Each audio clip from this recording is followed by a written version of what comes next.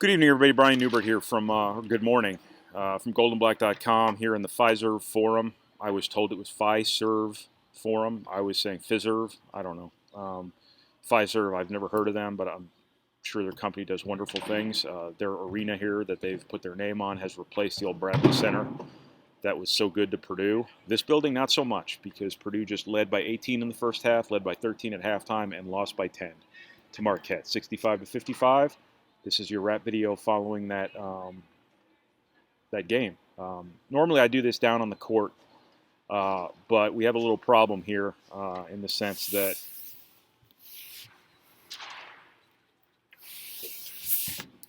there's no court anymore. The Bucks must play tomorrow night, so they're putting up the court. They're picking up Marquette's court, putting down the Bucks' court, I'm sure. So no court. So I'm sitting here in the crowd, my laptop on my knees. This is weird as hell, but everything about these videos is weird as hell, so that's very on brand for me. Purdue loses 65-55 to Marquette. Remember, everyone, not my fault. Don't take it out on me. I'm sure you guys are cannibalizing a Purdue player to be named later on Twitter or the message boards somewhere. I've been trying to decide for the last hour which one it probably is. I can't quite decide, but be that as it may, just wanted to obviously throw out a couple of thoughts on this game. One, offensively, clearly Purdue just couldn't score for the better part of the second half, if not the entirety of the second half, when they were, I believe, 5 of 24, 5 of 25 from the floor. It's not good. Not very many teams in college basketball have that guy, that star, that alpha, that I like to use the word alpha. Everybody else is using it now, so it's kind of getting drained of its meaning. But Purdue's had that guy for the last couple of years that when stuff hits the fan, this is a guy who can bail out a failed possession or a guy who can make a play when nobody else can make a play. The play doesn't work. Everything goes sideways. Quick, get the ball to this guy. He will at least do something productive, at least get a good look for him. And that was Carson Edwards last couple of years. It's no secret Purdue doesn't have Carson Edwards anymore. It's also no secret that they weren't going to be able to replace him with anybody. What they've had to do is they have to be much more of a collective offensive team. They have to run stuff and run it well, and then they have to make plays with guys who aren't going to out-athlete a whole lot of people. If Purdue has a foundational offensive element, to me, it's Matt Harms and Travion Williams, the combination of the centers. The problem with your big guys being that element is that they're reliant on everything else around them to get them the ball, whereas a guard can just go make a play much more easily than a big guy can. And, the operation getting the ball to Harms and Williams inside has been a mixed bag for Purdue.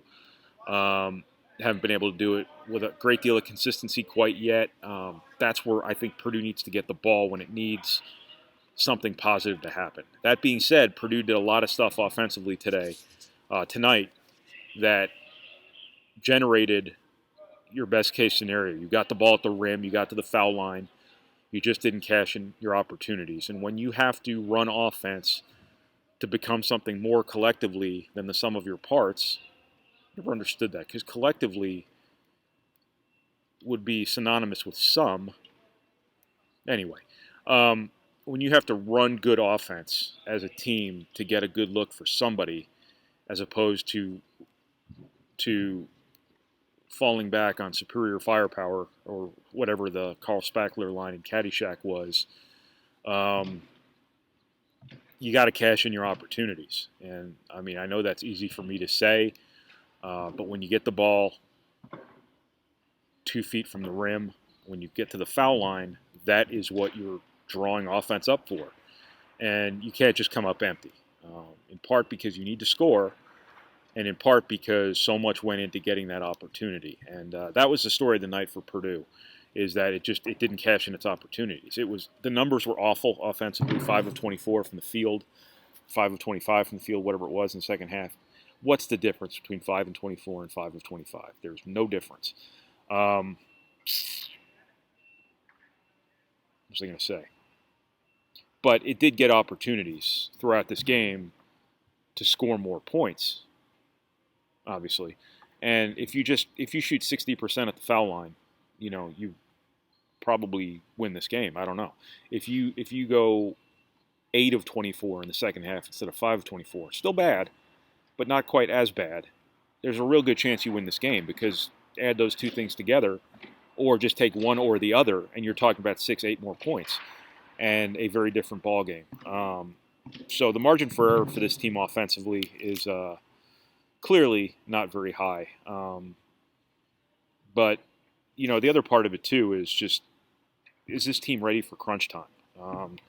I know that sounds like the hottest of takes after 2 games, but this is 2 games in a row now where Purdue's had opportunities to win against high major opponents.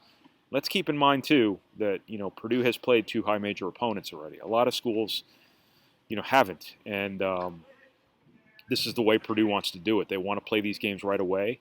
They will lose their share, but the thought being that they will be better when it matters more, and they will look better when it's most important on Selection Sunday, because you even pushed yourself by playing in these games, which, again, a lot of people do not. So I think that's an asterisk that needs to be kept in mind with Purdue's early season results. But this team so far, hasn't quite looked ready for crunch time. Seems natural.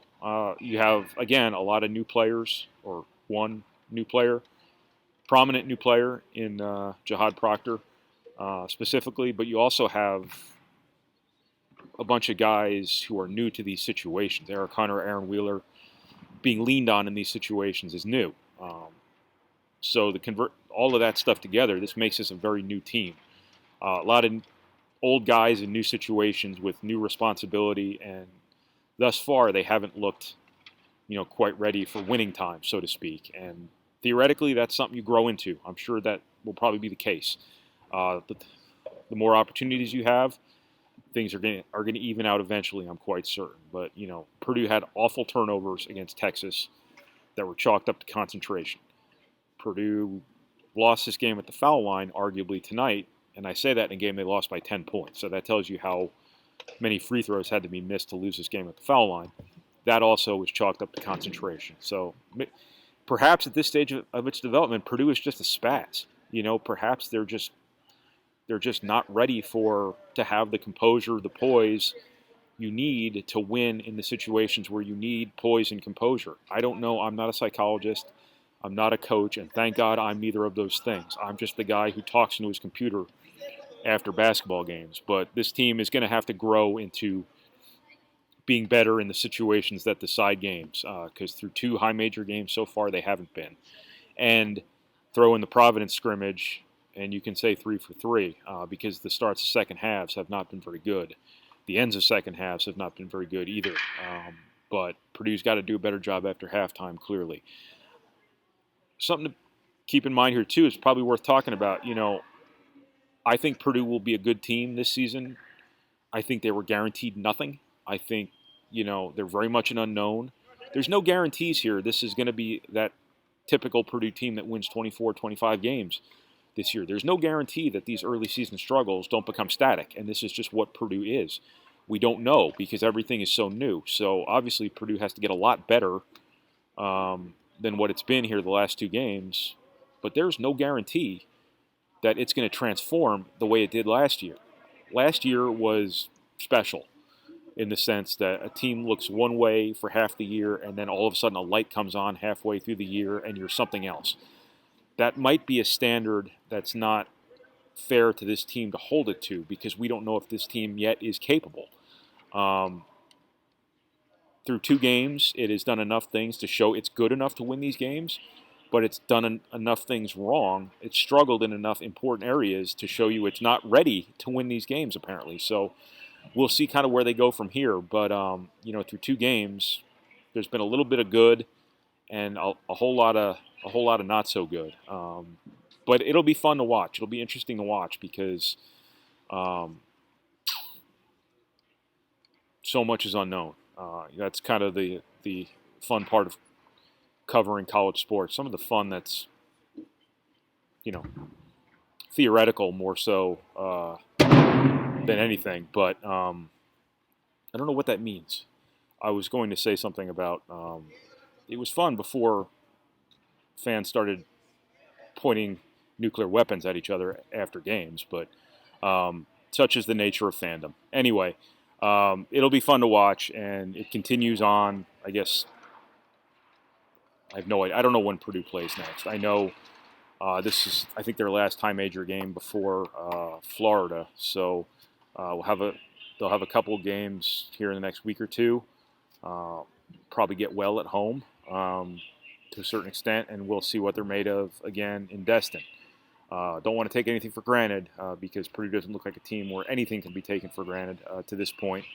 But we'll see how things play out. So that's what I got. Hopefully that was interesting. Hopefully that was worthwhile. Hopefully these people have made sense of what I'm doing here. Probably not. For goldenblack.com, this is Brian Newbert live from Fiserv Forum here in Milwaukee, Wisconsin. Following Purdue's 65-55 loss to Marquette. Thank you for watching. Thank you for reading. Thank you for listening. And thank you for processing our materials. However it is you process our materials. And we'll talk to you again whenever the hell Purdue plays next. Thanks, everybody.